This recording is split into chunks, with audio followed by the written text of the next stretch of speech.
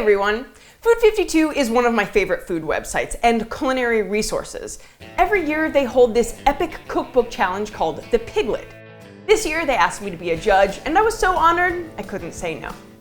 The two books they assigned me were Tasting Rome, Fresh Flavors and Forgotten Recipes from an Ancient City, and Taste of Persia, A Cook's Travels Through Armenia, Azerbaijan, Georgia, Iran, and Kurdistan. Taste of Rome, Tasting Persia. Let's taste another part of the world, shall we?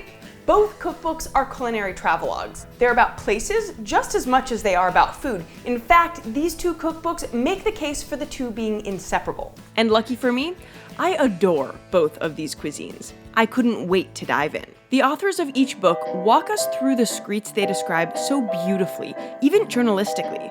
In Tasting Rome by Katie Parla and Christina Gill, I felt like I was walking through the cobblestone streets of Rome with them. Each photo, taken by the very talented Christina Gill, is impeccably and gorgeously composed. It's a fun walk, and with Katie Parla's entertaining descriptions, you peek into different cafes and homes, and you get a series of snapshots of what life is like in this city. Stunning aesthetics. Mission accomplished. I was already daydreaming of a trip to Rome.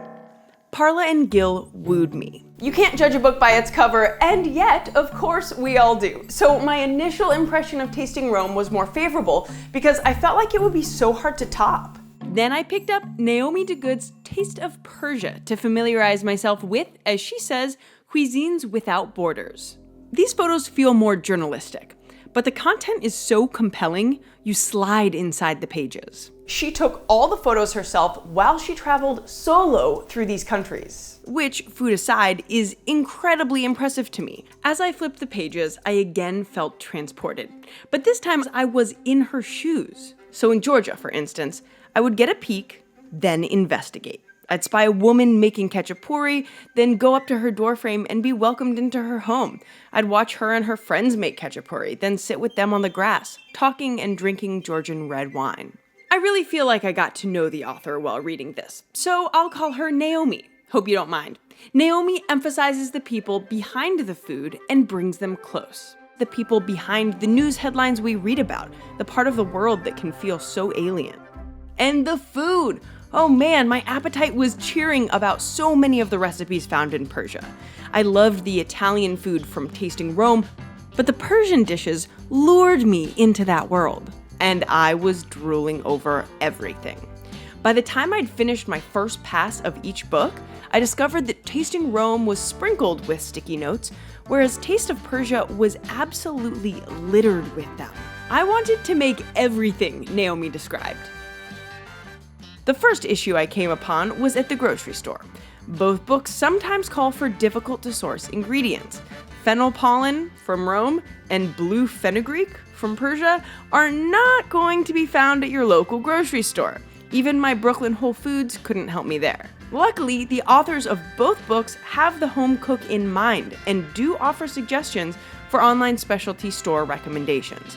You can get by without an ingredient hiccup through most of Tasting Rome, and Taste of Persia occasionally offers substitutes you can use instead. Tasting Rome is not organized like most cookbooks by traditional courses, but rather collections of, for example, the classics, and dishes from specific Roman communities, such as the dozen pages devoted to Cucina Ebraica, Jewish culture and cuisine in Rome. One of my favorite dishes from this book was from that chapter, the pumpkin frittata. Really, all the dishes I made from this cookbook were delicious. My favorite was the beef rolls, in which thinly sliced rump roast meat is wrapped with prosciutto around julienne carrots and celery, then is slow cooked in a tomato and wine sauce until the meat just falls apart.